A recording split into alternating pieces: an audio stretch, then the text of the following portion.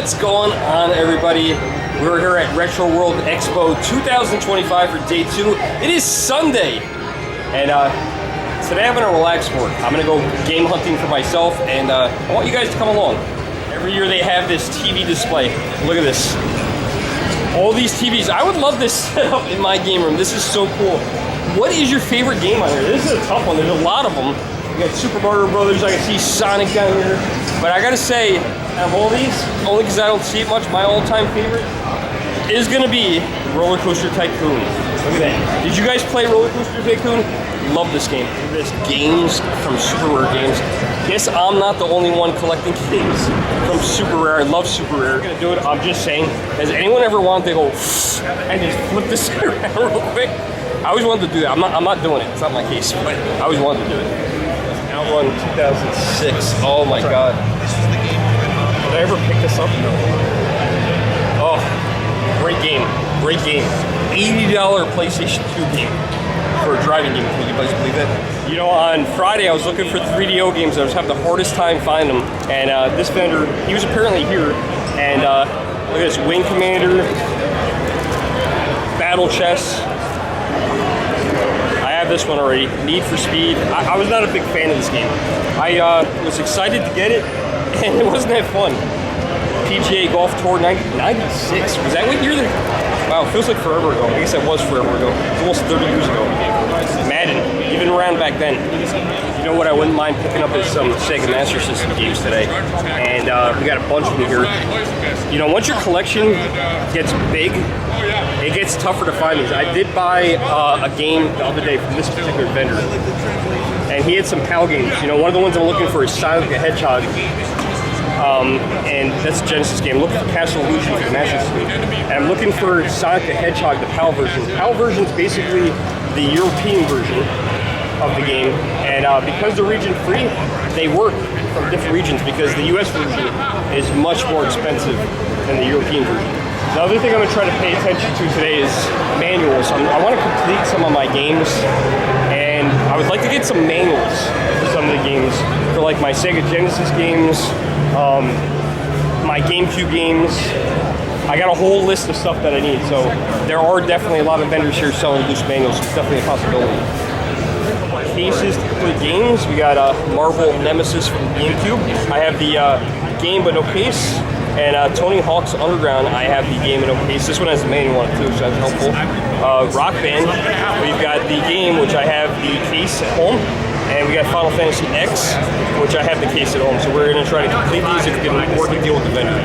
And a deal, two loose discs, 2 empty game cases, $15. I will complete 4 games. One of the Sega Master Systems I'm looking for is Mickey Mouse Castle of Illusion. Unfortunately, we don't have it here. It is one of the harder games to find, but this is one of the larger selections of Master System games. Funny, I said this to the other vendor, I don't know if I showed it, but I was looking for this game forever. I've had it now for a couple years, but I have such fond memories of playing Die Hard at the Sony store, believe it or not, in New York City. It's long gone, it's been gone a long time. But if you haven't played this, pick it up. It's a really super fun game where you get to play as John McClane. Spotted a couple more Master System games over here. Oh, never seen that one. $130 game. Oh my god. Afterburner, great game. Missile Defense. Miracle Warrior. Outrun, another great game. Rambo.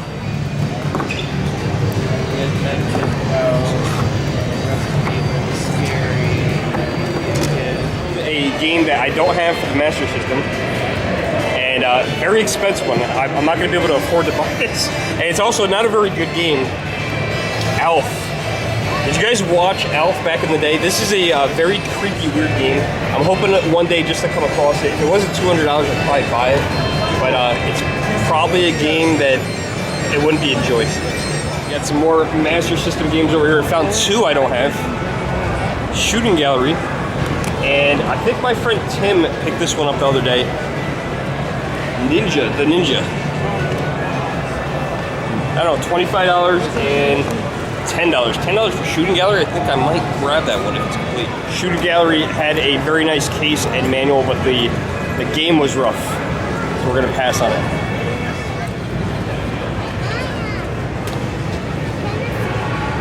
couple TurboGrafx games. I'm looking for this tennis game. It's Bloody Wolf. You know, I thought I was looking for Victory Run, and I went through my collection. Actually had it. China Warrior.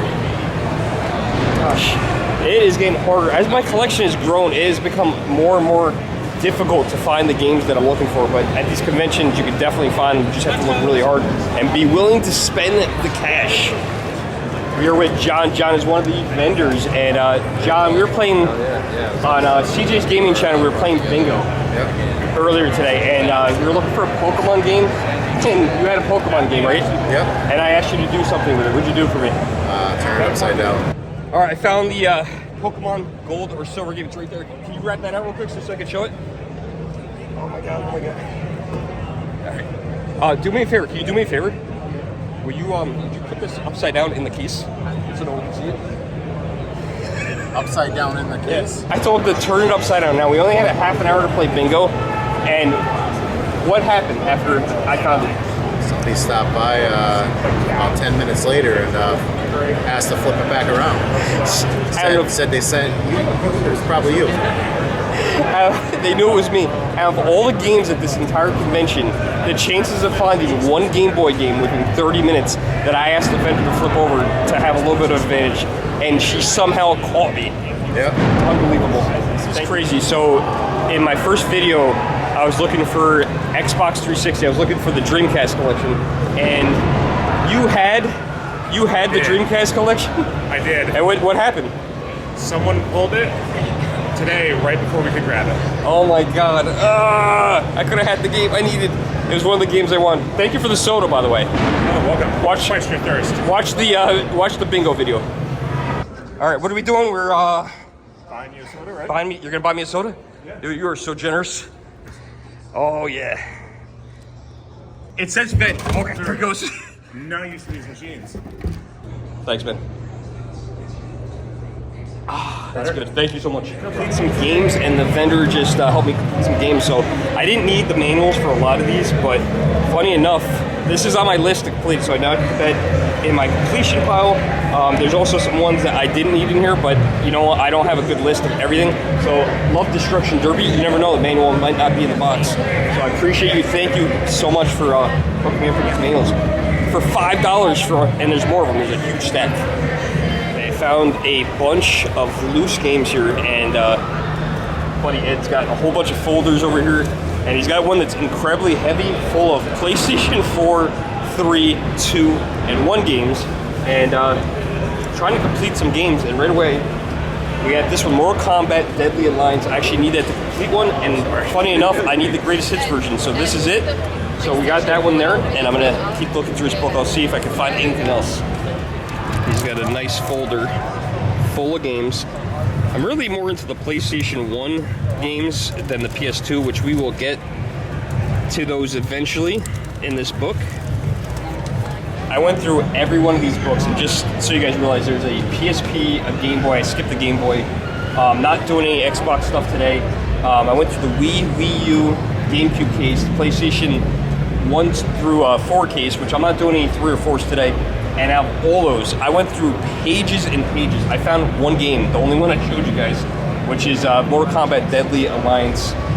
Unbelievable. It's crazy how hard it is to complete a game. And I literally just spent probably 40 minutes over here trying to do this. Blows my mind. I had to get in here real quick. To go through all those binders of games and only find one game, that is mind-blowing to me. I'm going to a panel in about 15 minutes. I only got 15 more minutes to search for some loose games. And one of my friends invited me to be on his panel, so it's gonna be fun. I gotta sprint. I gotta go upstairs to a panel. I'm supposed to be there in 2 minutes. All right, here we go. We're going to panel room B. Right here is where we're going. Anybody in here? There's people in here. Oh, these guys. Some good looking guys, great Narcat, CJ, Marcus. What's up, everybody? I'm the Germ. Everybody knows me as the Germ. Also, Pink Flamingo Games, big collector. Pretty much do everything that everybody else does, just collects everything that we don't need. Yep. It's definitely a rising problem, a rising issue in the landscape, and I feel like it's getting worse and worse. And when I originally thought about this topic, my head was swirling because I was just like, I've currently been going for a complete PS5 collection. Let me start there, and worldwide. So I keep up with every release that's coming out. Like every month, I got to pre-order, I got to get it, you know. So I got a question for all of you, and we'll extend it out to the audience as well. I think Sean kind of answered his question, but do you? I guess what I'm thinking about is it, if you're doing a complete set, does it drive you to do that, like you said, multiple special editions, or is it a particular game? Like I'll start it off. So it may be certain games that I know, or accessories that I know is going to be tough to get later. That's the only time. It's not just every little thing. Yeah. Like for instance, when everybody's familiar with Iron Meat. Mm-hmm. So when that came out, it was popular, and then all of a sudden, like within a couple weeks, it was $100. So right there is like, do I want to spend $100 on it? And I almost did last year at tour, and I didn't. I said I'm not going to do that. I'm just going to wait because they did like what was it called, the Steelbook edition? Steelbook, yeah, they reprinted it because it sold so darn well. Yeah, so I was waiting on the website. I never got the alerts. I was kind of pissed about that. I went on Play Asia. They were still doing it. I put in, and then they couldn't accommodate the pre-order, so I got my money back. Same happened here. But funny enough, this is where being patient, I guess you got to choose how bad you want whatever the game accessory. I waited. I went to Super Mag Fest in DC this year, and funny enough, out of all the booths there, Angry Video Game Nerd had a booth, and he had Iron Meat for $40. So yeah, I pretty much saved $70. Who is that? RetroWorld, I think. Yeah. Is that Silverman's company? Yes. Yeah, something like probably so. But he had him there at retail price, which was great. So Yeah, but you can look at the other side of the coin on that. You missed out on the pre-order. okay. What do you think, CJ? So let me ask you, what have you experienced FOMO with as far as you? I'm actually happy you asked that question because I've had recently in the past few years 2 items that I had FOMO for. One most recently, this past June, was for the Switch 2 promo Best Buy coin. Mm-hmm. For whatever reason, I'm obsessed with coins, promo, limited items. I love those things. And I didn't get a Switch 2 yet because I'm holding out for a limited edition one. Something Animal Crossing, Mario, or Pokemon related. That's what I'm waiting for. And once I saw this coin, I was like, I have to have that. Spent the $60 on a coin that you got for free, essentially, but that was that hurt a little bit, but I was like, I really want it. That was just at Best Buy, wasn't it? It was. Yeah. So funny enough, I got the coin, didn't even realize I had it. She called me, oh yeah, I'm trying to get this coin. And I was like, oh, I totally got this coin. Didn't even think about it. I didn't even realize that. There was one more item that I had some FOMO for. Our buddy Tim in the audience, he would know this. The Analog Pocket, they released the glow-in-the-dark edition. So I hadn't known anything about analog until I learned from Tim, and I love handheld devices, so I could play my Game Boy Color, Game Boy Advance on a better screen than a Game Boy Color screen. So once I heard about this, I really wanted it, tried to get the release. It was sold out in 10 seconds. It was crazy. Because Bots everywhere. Their whole business is based on FOMO. I bought it on eBay for $400. Yeah. Wow. And it retailed for $250. And that's the norm. But That's I the norm really that we wanted get it, and now. I love it. So Yeah. I don't regret it. I'm but happy you got it. Paying almost double or over double is actually just crazy. Yeah. Almost man. Oh, this is a big problem for me. So, I have a massive collection that really has not been shown off yet. Most of it is sitting in cardboard boxes in my basement, and enough where I can't even have my friends over to see my collection, which is kind of embarrassing. One of the things I collect from some of those premium game companies like Limited Run, Super Rare, Premium Edition games. And there was a time where, no joke, monthly I would probably spend anywhere from $400 to $800 a month just for Limited Run games. Right. And yeah, it was a crazy habit that I finally got out of, and it was the hardest thing for me to stop doing. Another one is Super Rare Games. If anyone's ever heard of Super Rare, they're out of Europe. I really like the company a lot. They do a lot of indie games, and They actually deliver. yep, and it's crazy. So what they do is every other Thursday they release a new game, and they release it in limited numbers. So it's maybe 3,000 or 4,000 copies. That's it. So on Thursday they have them in stock. At that point, Yep. you can one of two things happens.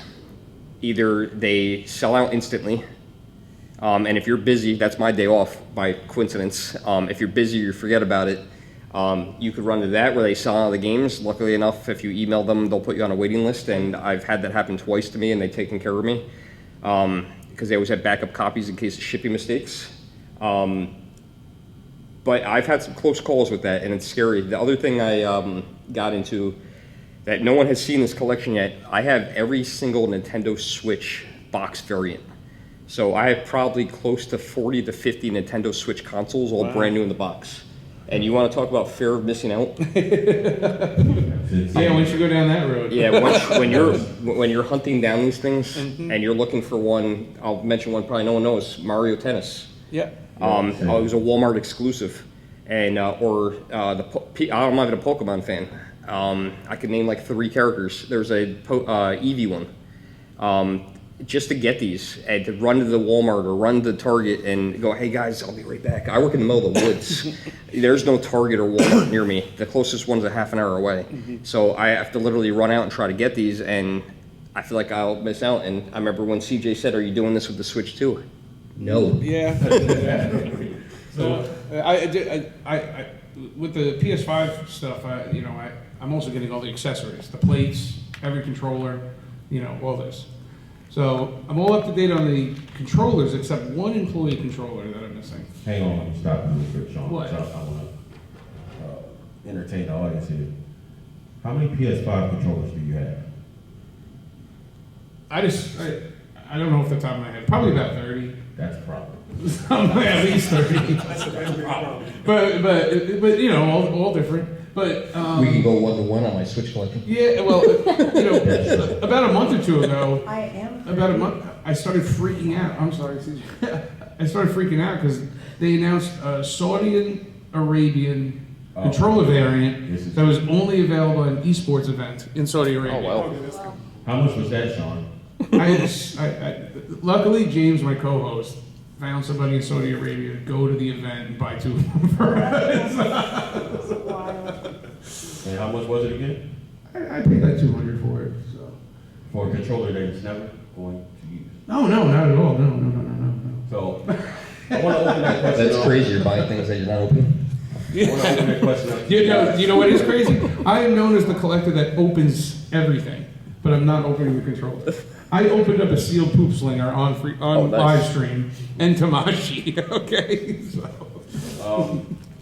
Has anybody in the audience, if you weren't familiar with FOMO before we start talking about it, have you experienced it? I'm curious to know what's something like that for you guys. Anybody? Yeah. Start right there. It's not really like game related, but I am a DVD collector. Yep. Nice. And You get it. It's the exact same, Yep. Yeah. I'm a movie collector too, so I'm with you. yeah, and I'll buy them, and he gets mad at me because he never opened them. They just sit there, and he's like, "You have all this stuff, and you keep buying more of it." and then I'll look on eBay, and I'll be like, "Oh, the movie's only $5." Right. And I just went and spent how much on something. But it's the thrill of it.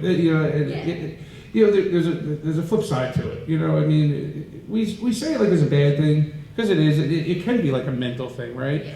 It can affect us, but the thrill of the hunt is always. That's a the big CJ quote aspect. right there. She says it to me all the time. I was about to say it, but you got it before. It's the thrill of the hunt. There's something about finding something, It's the dopamine that we get. Yeah, exactly. Because you could walk into a thrift store or a video game store, or you could walk down the convention and you could go in 10 thrift stores and not find anything.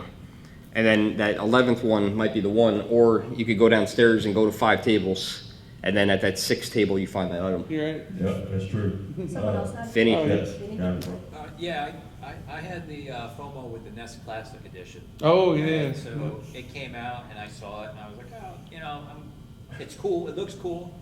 Maybe I'll grab it. Next thing you know, they're all sold out. That was a hard item to find. Yeah. So now it's like every one that's come out since then, Yeah. I've purchased. Yeah. And once it's sold out, that's when you really wanted Yep. it too, right? Yeah. They was like, They came out with it. They came out with it that second time, and that gave everybody the ability to go grab it. And then you saw the scalpers come out. Yeah. All the works. It was crazy. These companies have it down to the science. Yep. You got one too? Well, I'm rocking the Scott Pilgrim shirt. So Yeah, I saw that. it's probably the Scott Pilgrim. You got the collector's edition, the big box. I got it for 2 different systems. I didn't get the whole box. Right. I just bought the collector's edition for 2 different systems. I just got it for the Switch. I understand. at SoCal this year. I mean, that's what I'm worried about. It's just like the whole licensing aspect. Oh, right. Because that was like, this was a game that we didn't know was going to come Yeah. out again because of all the licensing issues. But they worked it out, and it just goes to show you that, you just, as long as you're patient, things can get worked out, I mean, it's a great game, but that's also a perfect example of the FOMO situation. They freaked everyone out because the game disappeared. And then when they announced that Limited Run was going to do it, okay, we all had to jump to get Limited Run. But then 6 months later, it's all in regular retail stores too. There's nothing rare about the thing at all, right? You know what it was with Scott Pilgrim was the kind of crazy thing. A lot of people, for some reason, didn't know this, and the connection with this is over. Was with Limited Run and Best Buy. Yeah. And you could walk into a Best Buy, or you go on Best Buy's website and you typed in Limited Run games, and Scott Pilgrim was always in stock. It was kind of cool. They'd have a cover variant. So it was like if you missed it, yeah, they had a cover variant. If you had missed it, you'd had that second chance. But then you want to talk about the fear of missing out. There was times where I found myself looking for both covers. Like now I ordered the one from Limited Run. They sent me my copy. And now I got this other one that I'm going to Best Buy just to get a different piece of paper on the front. There are certain instances now where the Best Buy variant, since they don't do the Best Buy partnership anymore, is more valuable than Right. the actual Limited Run version. I got one that I missed out on. I missed out on High on Life on the Switch. I was waiting for that to come out Right. from Limited Run, and I missed out on it. Yeah, so now I guess poses the question because Sean is co-host on the podcast. He may talk about, hey, this Saudi Arabian PS5 controller that nobody in America wants, except for Sean and James. He'll make you feel like it's almost instilling that FOMO, even if you don't think about it, right? So me personally, it wouldn't be anything just because, oh, they're making 500. Me personally, I got a warning, right? So one thing that got announced Friday that I feel is going to be a big thing, but kind of not really, because that was another part of this panel was, is it reaching its peak? Because I'm noticing certain things that are being released now, it's not as limited when they're coming out with more. So like the Virtual Boy accessory that's going to be for the Switch 2, Switch 1, things on both. Yep. Yeah. I'm positive that that's going. It's like something like that. I know is going to sell out. Oh, right? of course. And You know what it's that's take a gonna- while that's to gonna- get. And I'm kind of against like overpaying. I gotta really want it. Well, I'm guilty of it. The Switch 2 bag. You only got it. See, this is a little I different. was though. debating on whether or not getting that myself. Right. So you only get this if you went to one of the Switch 2 experience. So Oh, wow. that's one of a kind thing, and it's not necessary, but if I can get a decent deal on it. So who would you guys put more of the pressure on? Is it the content creators that say, hey, super rare, it's only 50 of these games made, or is it more on the companies that tell you that we're only making this, and is it based on value or the fact that they're saying you're only doing 50, or is it the game itself that you actually want to play? This is the core aspect of FOMO. You want to run out and grab the Virtual Boy, apparatus. Historically, Nintendo, anytime they come out with those controllers, like the N64 controller or this or that, the GameCube one, obviously, yes, they sell out right away. But that's the FOMO. I need to get it right now. But Nintendo constantly makes those. So even if it sells out, maybe you wait 6 months and it's back in stock. You can get all those controllers now. So then you wouldn't be experiencing FOMO, on that, which is a very difficult thing to do because everybody wants it day one. And it also goes into a topic that we talk about on the podcast a lot about reprints with video games, particularly Video Games Plus up in Canada. There are plenty of games these days that are artificially inflated by content creators or the community. That once they go on eBay for over $100, for some reason, $100 is the is like, oh my God, when a brand new game is $70 these days. So what's a scalper making? $20 on the game, right? So anyway, so once these games go on eBay, and we've seen it time and time again, for instance, Scorn on the PS5, nobody wanted that game. It's a horror game, yeah, but it was not a very good game. But that game jumped up to like $150, $200. And then 2 weeks later, Video Games Plus says, oh, we're going to reprint that game. Nobody wanted that game. So now it brought the value back down to $30. So Sean. And every week, there's a new email saying, this is the reprints this week, this is the reprint. And you're like, all you're doing is watching the value of your collection going down and down and down and down. Is it the community, or is it the resellers, or the company? I think it's cyclical. Okay. I think it's all of it. We're all the problem. What do you think, CJ? What's your opinion on that? Me personally, thinking about marketing, I'd say it's the companies because they know collectors, right? They're going to want to sell the products so that way they stay in business. Mm-hmm. And when they put that limited or that exclusive promo item only, right? GameStop does that too. Mm-hmm. That gets the collectors in because they know they want the little freebie because you're not going to get that anywhere else. Oh, I mean, if I was the business of Video Games Plus, I mean, that would be the greatest idea in the world. Check eBay, see what's hot right now, reprint it, we'll sell 20 more copies, and there you go. Yeah. As for the collector, it's a kick in the ass. What do you think, Joe? I mean, who remembers every one of these items coming out? The Game & Watch, when they came back out, they released the Mario Brothers one. Oh, yeah. They did it with Zelda. One They were- keep sealed, one At the game. very first day you went to GameStop, you couldn't buy more than one. Me, I'm the kind of guy that has to buy one to open and one to keep sealed. Yeah, same here. That was a challenge to get. The NES Classic Edition, the Super Nintendo Classic Edition. It's always now what is Nintendo going to surprise us with next, right? It's really, I mean, I know you're a PlayStation guy, but I've slowly become a Nintendo guy as my other brands that I love die, like Sega and Xbox. And it's the same things with the Virtual Boy, the N64 controller for the Switch Online, right? Oh, yeah. You could get the NES ones with no problem. You could get the Super Nintendo one with no problem. But you wanted one for a 64, go downstairs. They're $100, $120. So true. Is it going to be the same thing with the Virtual Boy? But they still pop up on the website. Right. They do, but they're always sold out. I don't know. I haven't checked lately, but they're always sold out, and they do this. And then you're like, is it the collectors? Don't be shy, come in. Is it the collectors, or is it not the collectors? Because why doesn't Nintendo just make a whole bunch more and sell more of these items? I don't even think Nintendo needs to make it. They sure. No, they just need to take the order and then make it. They could make a deck. They could make a deck of cards, which is where they started, right? And we would all be buying them. Yeah, They could make anything. Many of these companies could just take the order and then deliver on the product. But I guess it's probably from the Nintendo should never have any issue with that. They can definitely do that, right? But I think some of these other companies is not sure. I guess to answer that question now, it now becomes subjective. It depends on what it is. Like all this super, I ain't gonna lie to you. Unless I see that this game's cool, like I don't care that you tell me it's fine. Whatever. I don't want that. You know what I'm saying? So it just depends. But I guess if it's someone that wants to, focus on, like Sean, focusing on a PS5 or I'm a Switch guy, but I don't know if I'm doing that like what Jerv's doing, so it just depends how it'd be cool. Like I'm the type, instead of actually maybe getting console box, let me just buy somebody's box. Like I'm good with that, you know what I mean? Like I'd rather do that because honestly the box is probably more valuable than the actual item. How many times you buy things separate? Would you set them up like a wall and run through them like the Kool-Aid guy? Oh yeah. That would actually be kind of fun. That would. I might do that. That would be super fun.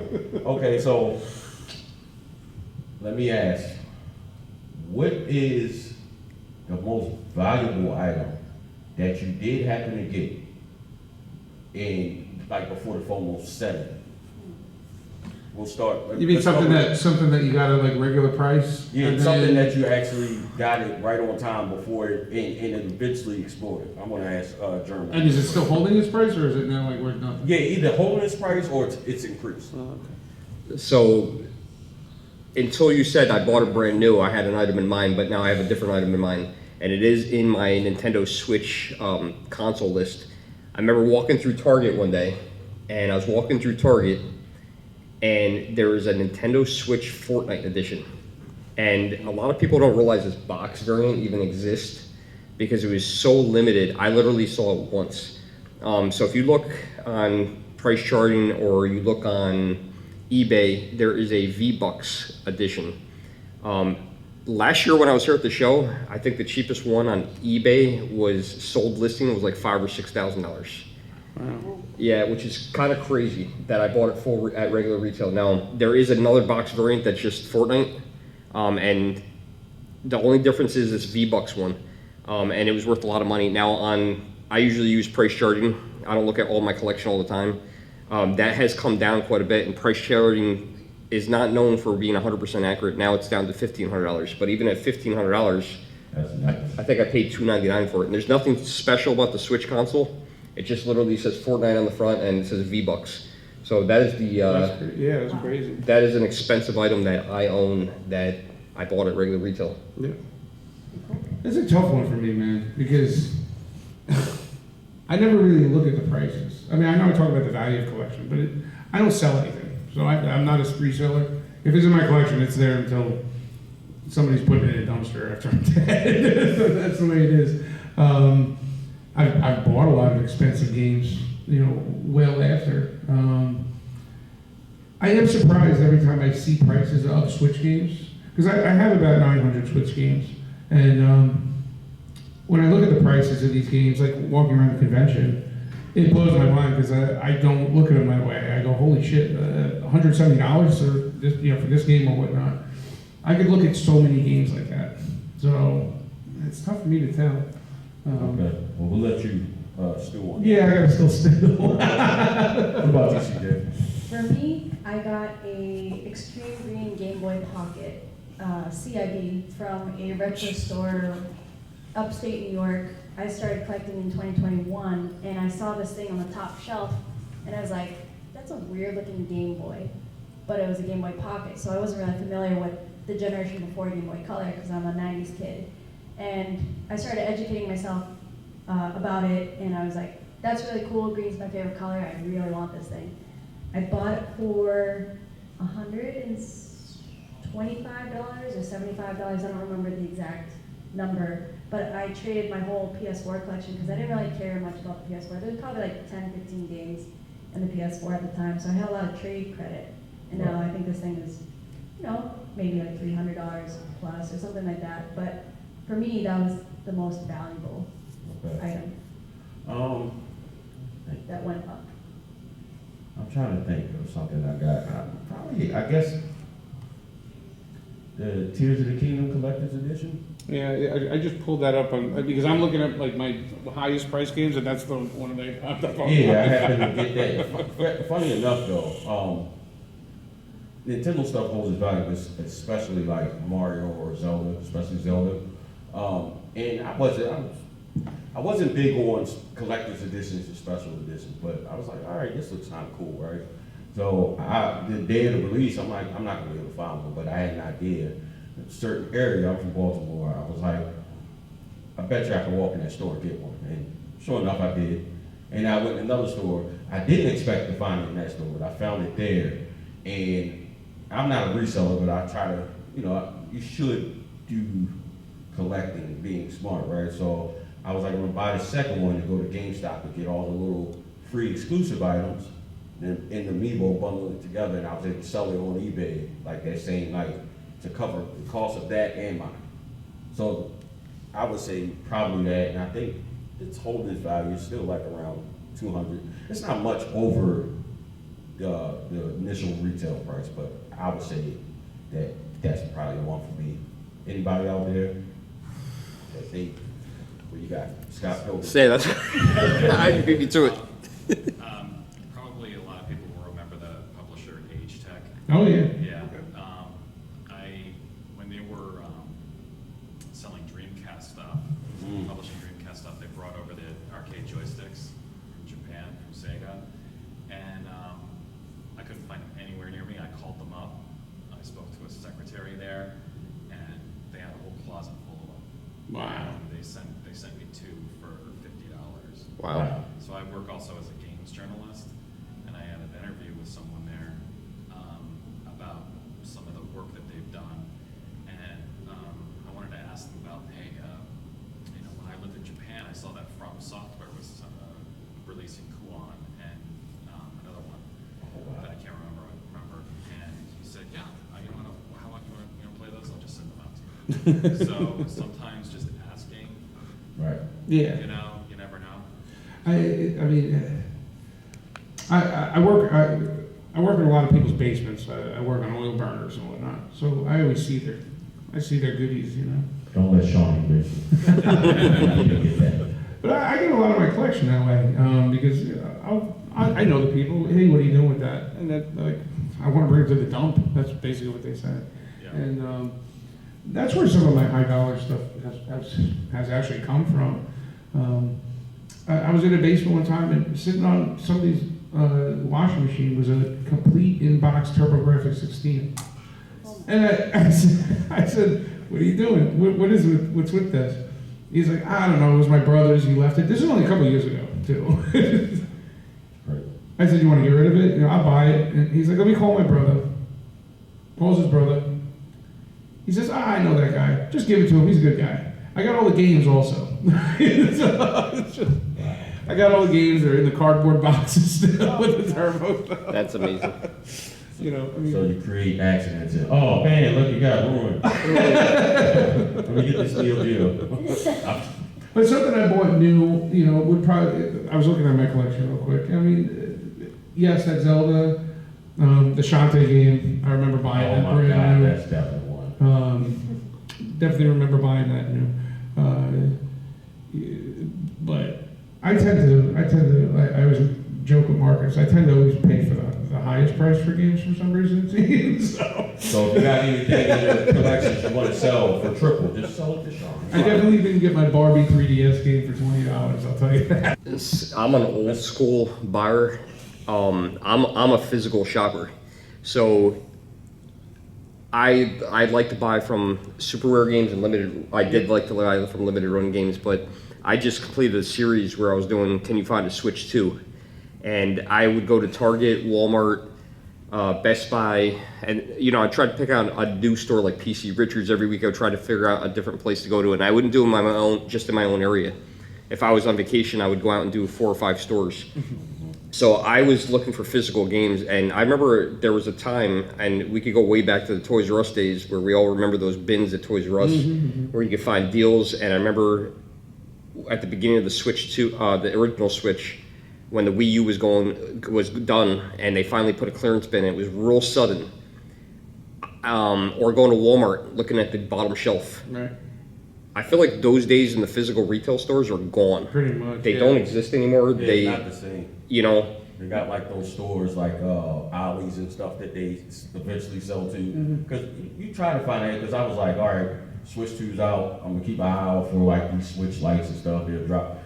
He's right. I have not seen that. No, the price of the Switch and the Switch Lite went up when we figured it should be going down, right? So it's interesting because I actually have that on video where I knew it was happening, and I literally have it in a videos as it's happening. Going, oh, I thought they were supposed to raise this, and it seemed like Target and Best Buys were holding out, and then the next video I went in, all of a sudden the prices went up, and I was like, I knew it was happening, but it was weird to see it. Like something like a Lormo that nobody was buying. Nobody was buying this thing. They raised the price of it. The Switch Lite. Nobody's buying a Switch Lite, and they raised the price. Crazy. Yeah, that sucks. I think we're all kind of bargain hunters at the end of the day, because, right, like Marcus was saying, we want to get things for the best value that we can, so that way we can afford the things we really want. Me, for example, as well. Like, I don't have a lot of money into my collection. I spend a lot, but like I try to do things on a budget, or right? Today I came with, or this weekend I came with $200. I went $13 over my expected budget. So I feel pretty proud of myself because sometimes I don't have self-control sometimes. I'm proud of you, CJ. I cashed my whole paycheck. I wish I could have, like, you know, you're I'm a homeowner now too, so I can't just, you know. Very my, to keep up with the PS5 collection costs about $800 to $900 a week in games. So this is every week. This is every week. You know, constantly getting the pre-orders, getting everything out of the way. Like once a month, you know, I'm just putting in orders, and you know, and I've started to just change the way I'm doing that because obviously it's getting ridiculous. They're actually coming out with more and more PS5 games now. It started kind of slow, but I'm up to about 2,000 games already for the PS5. Wow. And so now I'm actually holding out more. I'm still getting all the limited run companies and this and that. I'm not going to miss out on that. But you asked about cheap ass gamer and whatnot. I'm waiting more until like they come onto Woot. I mean, Woot's fantastic. How many times do I buy an $80 game and 3 weeks later it's on Woot for $24? Yeah, that sucks. I hate when that happens. But to answer his question, I definitely try to do things on the budget. And I try to just be mindful and limit myself. It's not just about just buying, because one thing I did, I recently sold like all my retro stuff. I had a complete Wii and Wii U set. I recently sold everything retro. I sold all that to Phoenix Resale. And I remember being at Southeast Game Exchange, and I'm sure you guys, if you're not fans of JRPG Life, Dan and I are good friends. I remember talking to him at Southeast Game Exchange last year. And I was looking at, I was doing DS at the time, so I was looking at DS games. He's like, why don't you get the games you don't see back home? And it made sense. So now it's just, but even with that, you still have to be responsible, put yourself on the budget, like CJ said. I pretty much did the same thing. I actually came with a CIB Game Boy and sold that here, and I used that money. Nice. You know, so it's just like, all right. Which Game Boy was it? It was the original. Oh. It was the original. So it's like, maybe the next con I go to, I'll get like some of the $50, $60. That's kind of pricey for a Switch for me. So I'll get like maybe 4 or 5 games, and that's all I'm getting for that trip. I'll try to do it, you know, because the way I see it is, these things aren't going anywhere. It's like. But to be fair, you go to so many cons and. That's very true, because if not, like it'd be crazy. How Like many do you do a year? At least. Probably like 10. 10. So that's a lot. And I've added like 2 this year. I walk in at every convention with the same thought. I'm not getting anything. Lies. Tim and I walked out. I said I'm not getting anything. And I walked out with a big Pokemon plush, like half the size of me. And he must follow me to the ATM multiple times. So Sean, you walk into every convention saying you're not going to get anything. I'd love to check your backpack. Yeah, This is the first convention I haven't worn my backpack, but I wore this vest that has huge pockets on the inside. Hey, somebody asked him to empty his pockets right now. Guarantee it's at least a $60 game. Today was the day I was like, I don't need anything, anything at all. What did I find? I found the Blob and pinball for the Wii, because you know what? I told Marcus, I said, anytime you see a pinball game, you buy a pinball game, because the licensing always gets lost on pinball games, and they always skyrocket. No, absolutely not. I'm not pinball. Pinball, yes. No. And then I'm sitting around waiting around for them. And here we go. It's like, I bought 3 Game Boy games that cost $80 that I don't need. You know, I really need the Speedy Gonzales, the Smurfs, When you go play F1 Race, and DuckTales 2. I mean, I can't wait to go home and bang these guys. DuckTales 2 is a good one. I'm with you. I'm with you. Those are good games. That's just today. We still had the 2 previous days. We should open up the floor in case anyone has any questions. Yeah, I was about to say, we got like 4 minutes left. Anybody got any questions for Anything you guys want to ask us? Thoughts, feel free. questions? Yep. Yell at us. Tim. I know CJ knows about the company Analog. Do the other 3 of you know about that company? Yes. And how do you feel about them because they fuel themselves off of FOMO? Like I said, they are, their business model is FOMO.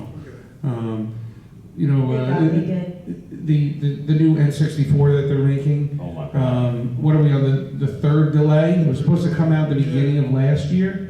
Watch RTG 85 video.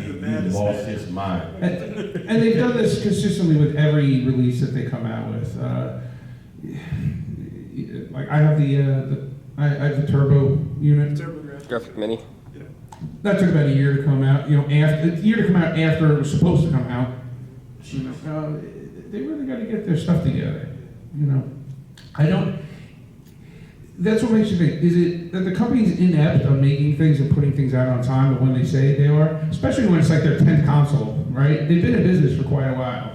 This isn't their first time, time around the board.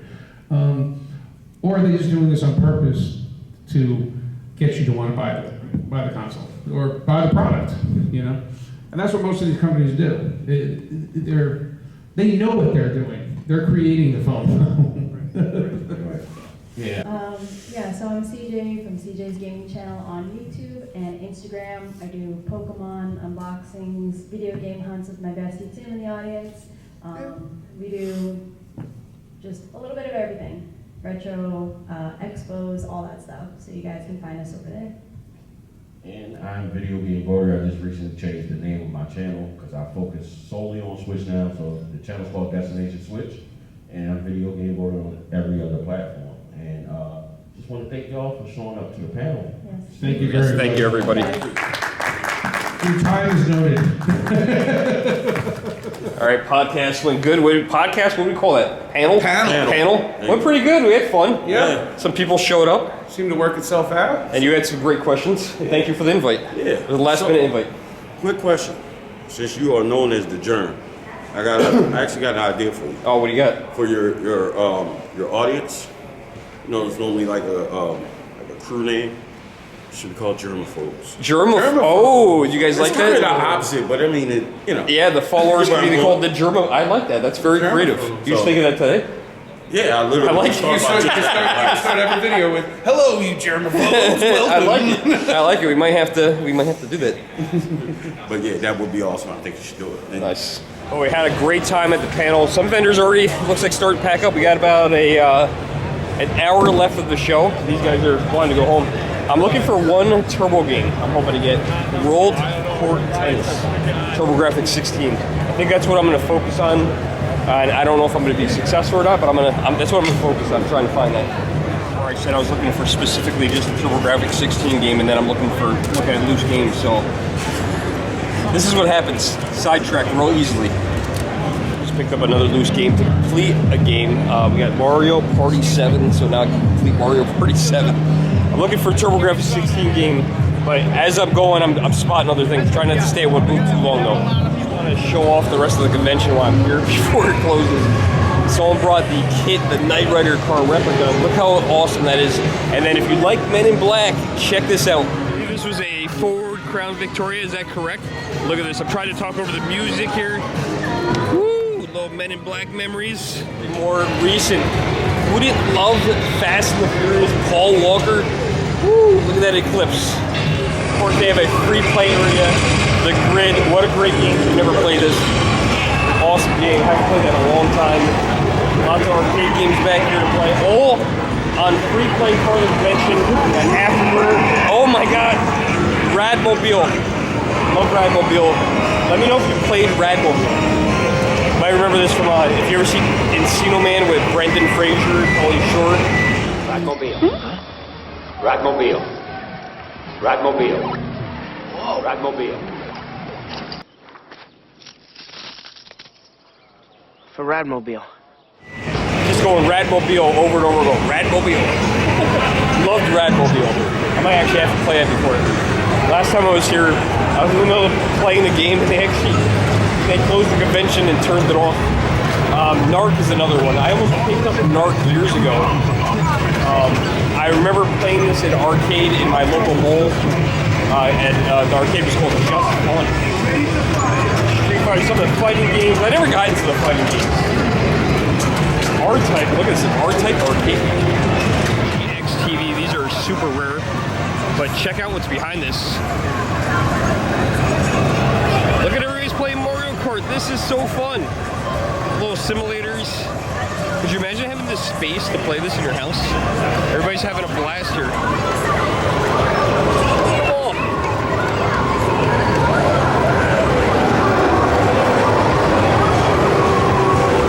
That's so cool. So funny. I remember it was last year or the year before. I think it was the year before. I was looking for this 3D dot game hero. And I just come across it last year or the year before. I was searching, and finally had received it and purchased it. Got a Nomad in there. I was about to just spotted something, guys. I just spotted. I really just kind of gave up. And what? This is I know it's ridiculous, but this is the game I was looking for, and I just literally walked right by it. We are going to be probably picking this up. Not a very popular game that people are looking for, but I had this as a kid. It's got some other turbo games here as well. Vigilante. Got Pac-Land. I got Pac-Land already. That one I know I got. Dread Explorer, saw that one. Some golf. I didn't even know that existed. So we have JJ and Jeff. And we've got Power Golf. I just picked that up at the last convention. And everybody's favorite, the most rare TurboGrafx system game, Keith Perch. We are with Christo. Christo, you have a store, right? Yes. Where are you guys located? Exeter, New Hampshire. Exeter, Retro New Video Hampshire. Game World. Cool. So if you're in New Hampshire, I'm not in New Hampshire too often. I've been there once. I went to Fun Spot. Oh, nice. Okay, yeah. New Hampshire's it's got small towns, but we got a great little store, a lot of retro video games. So yeah, we've got all the good stuff that you can't find normally. How familiar are you with TurboGrafx 16 games? Not too much. We sell a few at the store, but we bring out like our collection for the shows, and people go crazy for it. We sold more PC Engine than I think anything. It's crazy. So I have a question for you, and you don't know the question, and I'm doing it on purpose like this. So if you have an NES game outside of the box, you know how you have like new sealed. If it's just an NES game, what do you call that? Like a loose game. Right, correct. Yeah, a loose. Okay, so what is this considered right here? Just like this. Oh, geez, is there a special word Is this for it? loose? Is loose, I would right? say loose, yeah. Okay. All right. Have you ever seen a brand new TurboGrafx game? No. You never have? No. Have you ever seen it with the box they come in? Yeah. Okay. Yeah. So we could agree that that card by itself is loose, right? Yeah. What do you consider this? Oh, geez. A complete? I don't know. Is it completed box? Have you seen they actually have a box. Okay, now I get what you're saying. So it's like somewhere in the middle. Yeah. It's not loose, it's not box. What do you call it? I don't know. That's what I'm asking. You guys own the know. store. I'm trying to figure this out myself. I can't figure it out. That's a good question. Nico, let me ask you this. Because it's not complete in box, but it's not loose, what is this? What is this considered? In the middle. What is that considered? I don't know. I've never really thought about it that way. Question. I don't know. I brought this up at the last convention I went to. I Maybe this noticed. is an opportunity for you to invent a new word. Yeah, there's something in between. There is, yeah. I There's can't put something my in finger on between. it, but there's something there. Okay, cool. Well, if you think of something, I will. let me know, and if I think of something, I'll let you know. Absolutely. Made a deal. We're getting 3 games. JJ and Jeff. I always wanted that game. The game I really came here for, and I was looking for. I can't believe I found this because I basically, You looked everywhere for that. I literally gave up. Yeah. I was just walking by and I saw the orange, and I'm like, let me check, and it was it. Got it. And Vigilante, and I wasn't looking for this, but we made a deal. We were kind of both confused. $100 for all 3. $100. Thank you so Nice much. doing business I with appreciate you guys. Yeah, dude, this guy's been awesome. It's Oh, been thank a you so pleasure much. to see you all weekend, man. I look forward to seeing you next year at the next year's show. Absolutely. Thanks so much. Absolutely, man. Boy, Tim, this CJ's holding them. Hey, CJ. Hey. She's holding them, but Tim bought some Master System games. So I was looking for these too. Gangster Town. He's got. This one's We're gonna have to. Here a second. this one's sealed. Oh wow, wow! Missile Defense 3D. I have all these games. I didn't show them. Pretty cool. Good job, Tim. Not bad. Not bad. It's those Sonic the Hedgehog. I but got these aren't bad. I got What'd you something get? for the personal. What'd you get? What the heck is that? Street Shark. Street Shark. You guys ever hear about these? I just learned about them today. I just And you think just they're- learned about them today. You I graduated. bought it from Cruz. Good for you, man. Yeah. Good for you. $20. It's my first one. Apparently, he is like part of the main like character set, like kind of Okay. like the Ninja Turtles or something. Yeah. I think there's like 4 of them, and he's like one of the main wonderful. characters. And Very he cool. doesn't come with accessories, which is good because I learned I do not want to hunt for accessories. I just want the figure to start off. Nice. Cool. Enjoy. It's got one more manual, Crash Bandicoot 2. I think it's Cortex Strikes Back, something like that. That completes that game, so that's awesome. PlayStation 1 game. Another one completed. Everybody started to pack up, as you can see. So that means we're going to be getting out of here. Hope you guys enjoyed this video. If you did, like, share, subscribe, and we'll see you guys in the next video. Thanks so much for watching. I really appreciate every one of you. See you in the next video.